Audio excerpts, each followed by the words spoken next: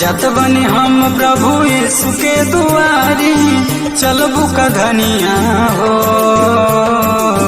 कह दिया सुना तू प्रभु यीशु से अपन परेशानिया हो।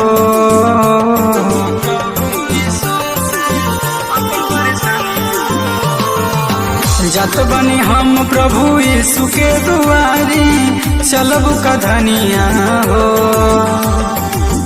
कह दिया सुना तू प्रभु यीशु से अपन परेशानिया हो।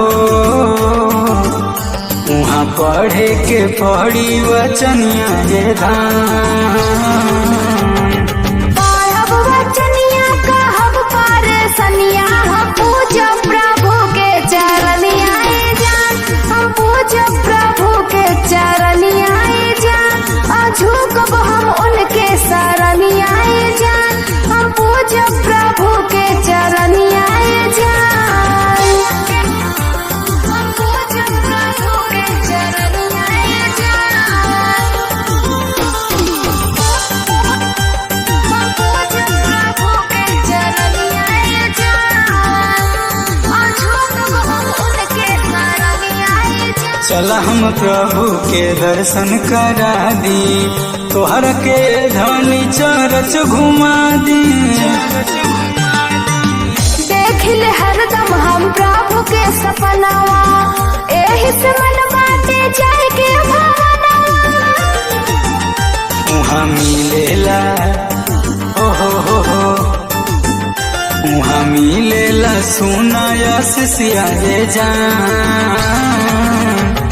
लीहब आशीषिया कहब परेशानिया, हम पूजब प्रभु के चरनिया जान, झुकब हम उनके शरणिया जान, हम पूजब प्रभु के चरनिया जान, झुकब हम उनके शरणिया जान,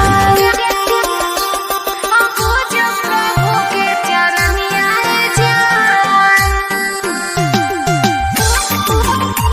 हम पूजब प्रभु के चरनिया जान,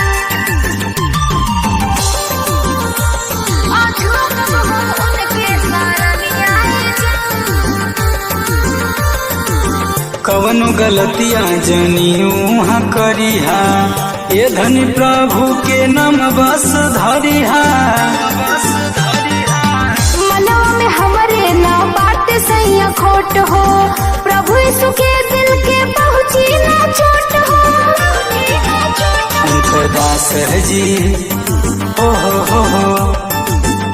उनकर दास जी सुनैहे वचनिया ये जान। सुनब वचनिया